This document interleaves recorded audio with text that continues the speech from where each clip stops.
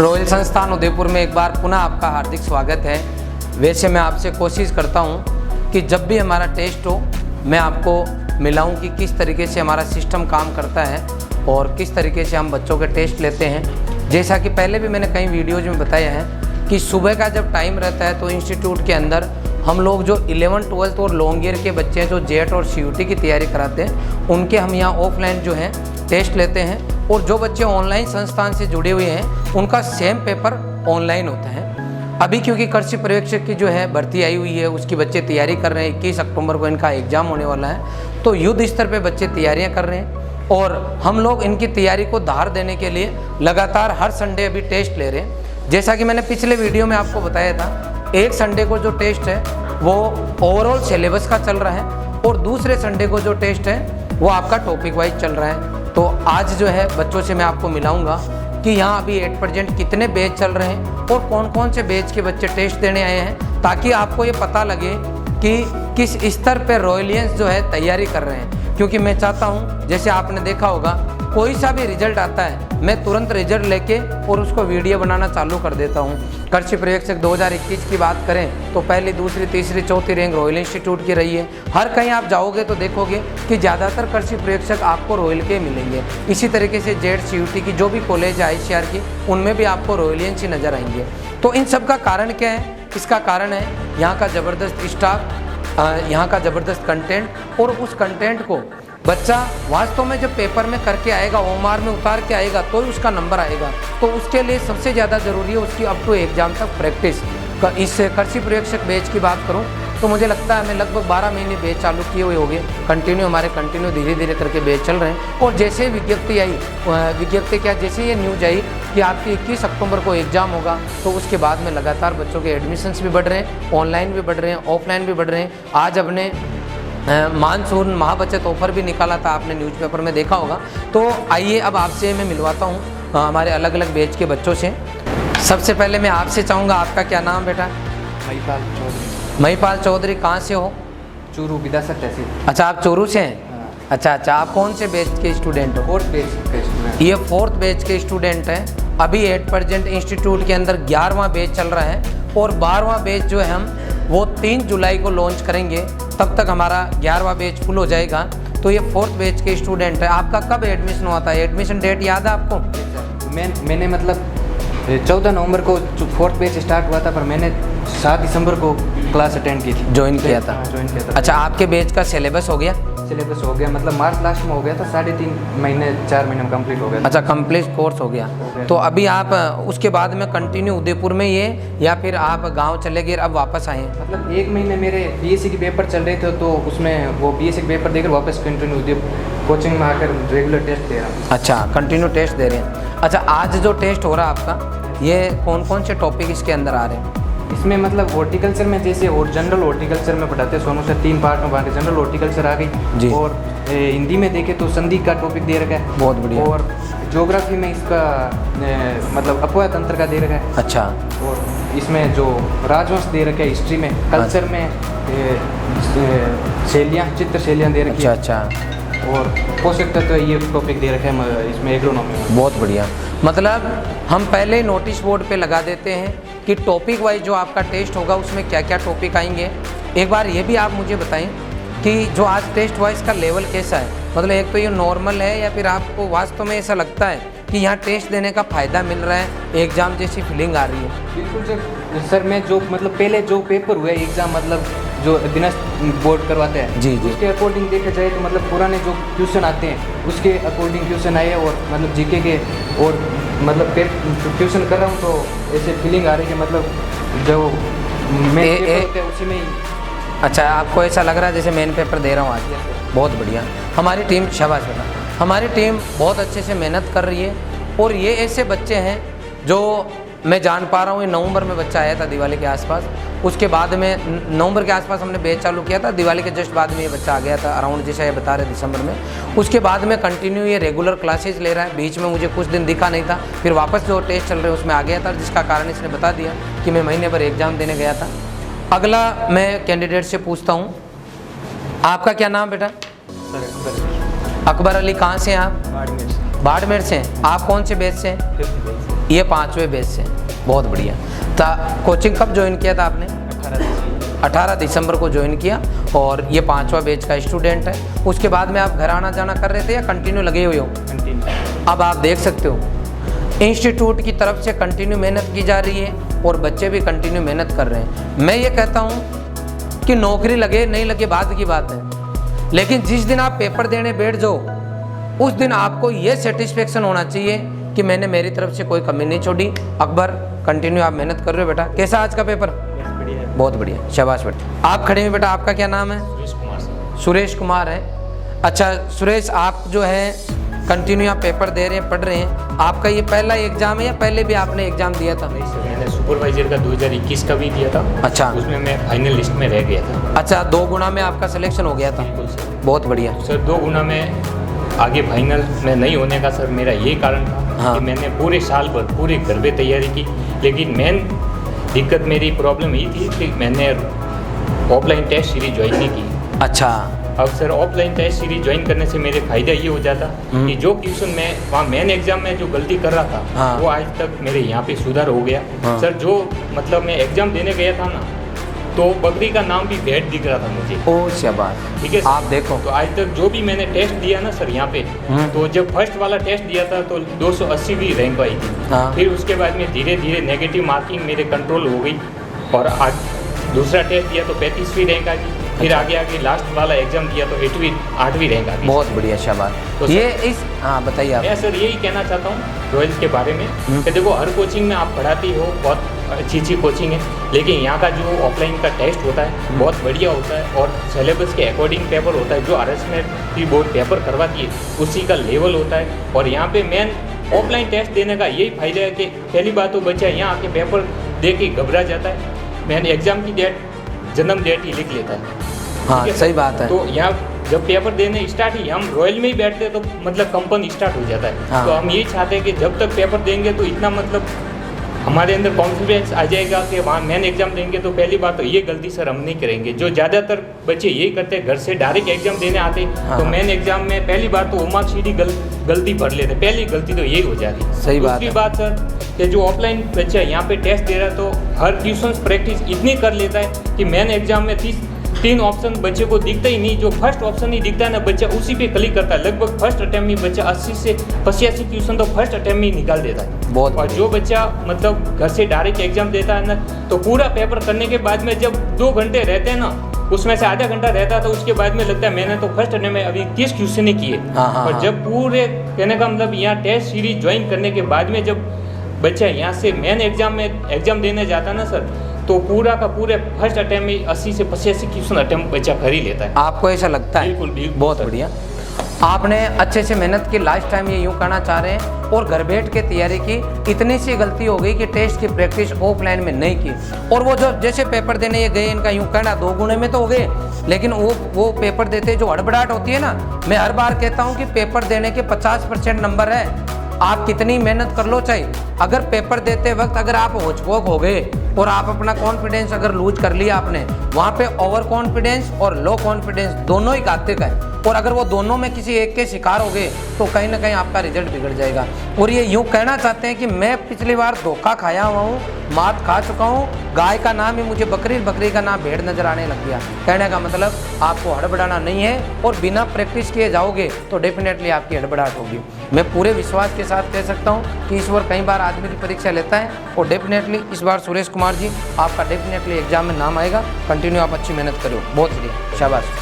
Next मैं कुछ बच्चों से आपको और मिलाता हूँ। आपका क्या नाम बेटा? हनुमान। कहाँ से हो? नागौर। रेण के हो? नागौर के। कौन से बैच में हो? फर्स्ट बैच में। आप देख लो, एक सेरा फर्स्ट बैच का भी मिल गया। 1 साल हमें सुपरवाइजर की बैच चलाते हुए हो गई। 16 तारीख को ये बच्चा ऑफलाइन में आ गया था, 16 जुलाई को। उसके बाद में उसी फीस में कंटिन्यू बच्चे को पढ़ाया जा रहा है। अभी अगर किसी भी बैच में जाके क्लास लेना चाहे तो कोई चार्ज नहीं, बिल्कुल बच्चा फ्री है। अब कंटिन्यू जब तक एग्जाम नहीं होगा तब तक इन बच्चों को हम कंटिन्यू टेस्ट दिलाएंगे, प्रैक्टिस कराएंगे। ऐसे रातों रात मेहनत करके GL सर आ गए, इतने बच्चे सेलेक्ट हो गए, वीडियो बनाना पॉसिबल नहीं है। अगर हम मुझे वास्तव में ओरिजिनल बच्चों का वीडियो बनाना है तो इन बच्चे जो योद्धा 12 महीने से तैयारी कर रहे हैं, इनको प्रैक्टिस करानी पड़ेगी लास्ट टाइम तक। कैसा रहा तेरा आज का पेपर? बहुत बढ़िया रहा सर। हिंदी में कौन सा टॉपिक आ रहा है? हिंदी में सर संधि वगैरह। अच्छा संधि। अच्छा एग्रोनॉमी में? एग्रोनॉमी में फसलें आएंगी। पोषक तत्व। कैसा लग रहा है आपको? बहुत अच्छा सर। अच्छा जैसे रॉयल में स्टाफ पढ़ा रहे हैं जो व्यवस्था, क्या कहना चाहोगे आप? बहुत अच्छा है सर। सारे सर टीचर जो शुरू से ही बहुत मेहनत कर रहे हैं और हमारे लिए प्रयास करते हैं कि उसी लेवल का पेपर बने जो एग्ज़ाम में आने वाला है। तो मैंने पिछली बार भी तैयारी की थी, लेकिन वो प्रैक्टिस नहीं थी पेपर देने की।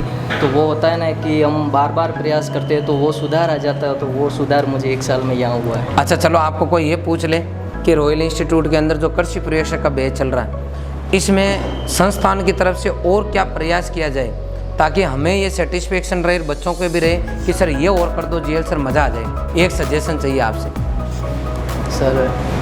कोई एक सजेशन। वैसे तो सारा ही बहुत कुछ अच्छा है और सारे टीचर अच्छा प्रयास कर रहे हैं। हाँ। और जो डेली प्रैक्टिस पेपर भी होते हैं वो भी बहुत बढ़िया हैं। और आपने जो हमने बोला था डेली प्रैक्टिस पेपर देने के लिए, वो आपने शीट भी प्रोवाइड करती, वो एक थी जो आपने प्रोवाइड, वो ऑब्जेक्टिव शीट। जी सर। मतलब अब मतलब इंस्टीट्यूट की तरफ से कोई कमी नहीं छोड़ी गई है। अच्छा फिर भी मैं कहना चाहूँगा, चाहे ऑनलाइन बच्चे जो इस वीडियो को देख रहे हैं या ऑफलाइन बच्चों से मेरी रिक्वेस्ट है, जब कभी भी आपको लगे कि नहीं सर थोड़ा सा इतना और कर दो तो मज़ा आ जाए, हमारी टीम की तरफ से पूरा प्रयास किया जाएगा। और अंत तक मैं ये कहना चाहूँगा कि अंत में काम करो, पेपर देते वक्त आप बहाने ढूंढो कि खास में ये थोड़ा सा और कर लेता तो मज़ा आ जाता। वो बहाने पहले लिख लो पेज के ऊपर।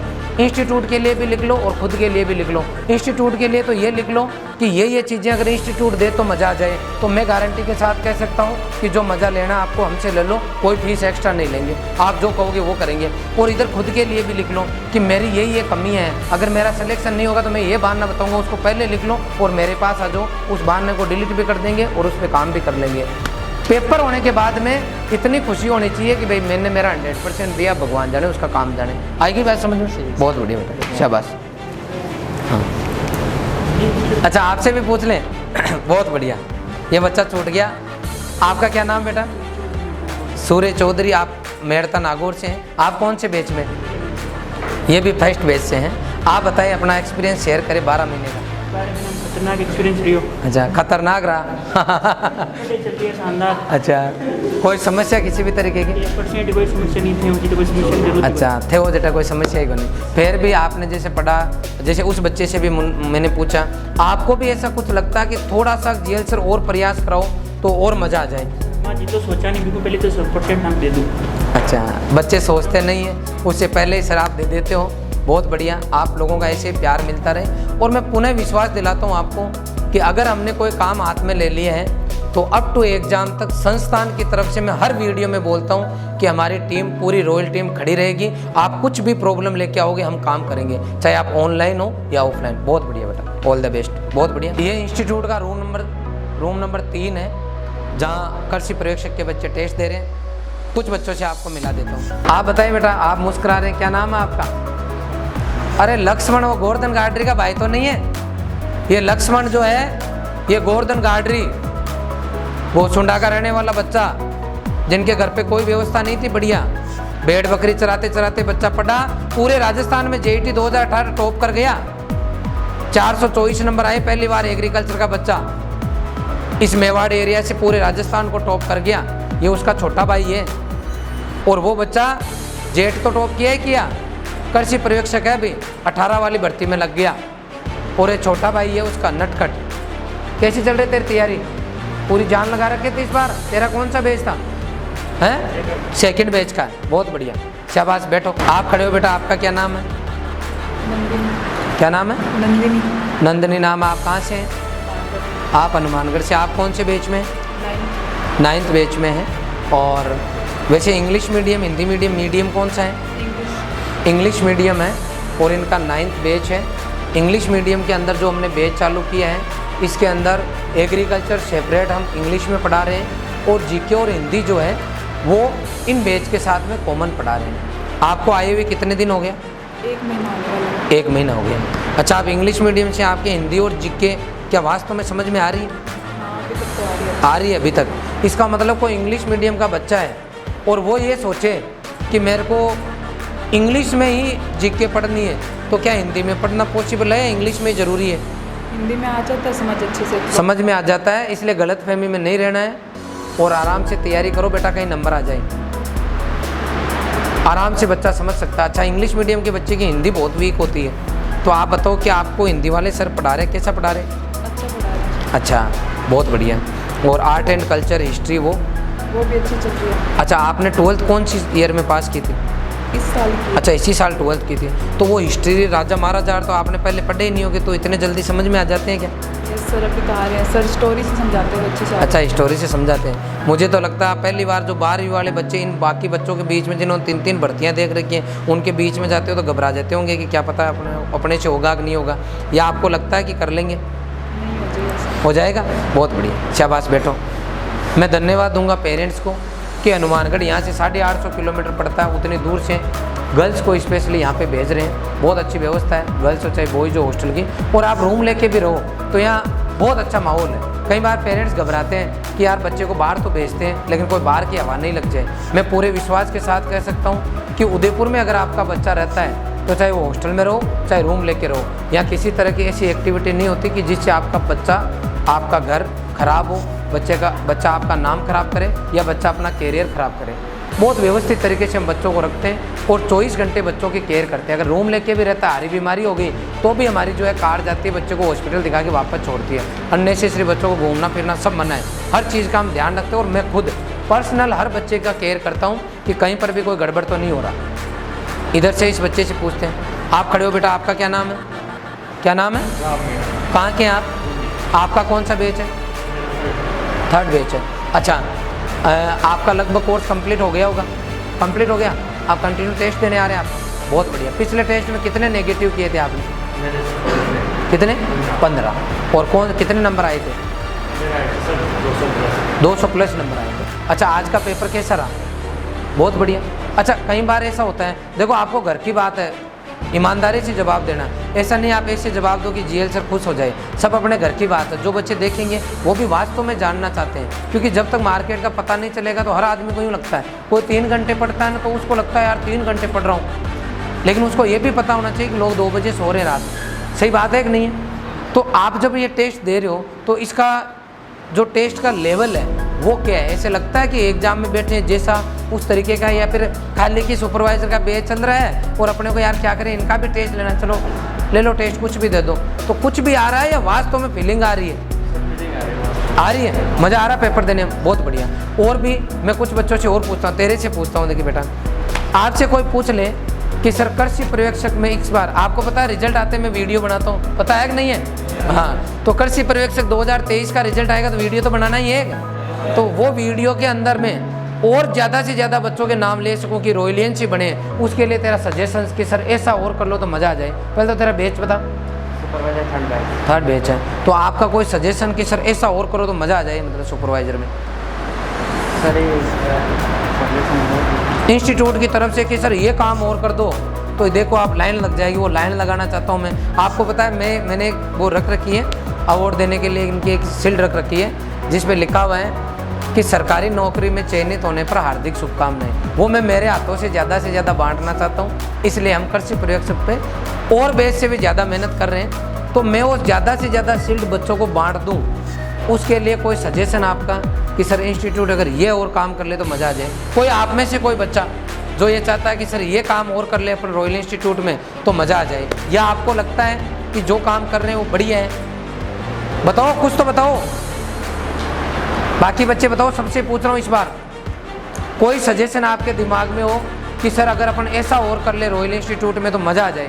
कुछ भी आपको लगे तो मैं बता देता हूँ, हमने हमारी पूरी जी जान लगा रखी है हर तरीके से। चाहे पेपर बनाना हो, सबसे टफ जॉब है पेपर बनाना, हर बार टेस्ट लेना। आपको पता है लगभग 2000 अराउंड बच्चे अभी 8% पढ़ रहे हैं। इन सब बच्चों के अंदर कंटिन्यू टेस्ट लेना बहुत टफ जॉब है। इतने बच्चों को मैनेज करना, कंटिन्यू क्लासेस लगाना, फिर भी हमारी पूरी टीम, पहला बैच का बच्चा उसको भी बुला रहे कि नहीं आप पेपर देने आओ। बहुत बढ़िया बेटा, शाबाश। शायद तेरे पास कोई ऑप्शन नहीं है, तो बताओ।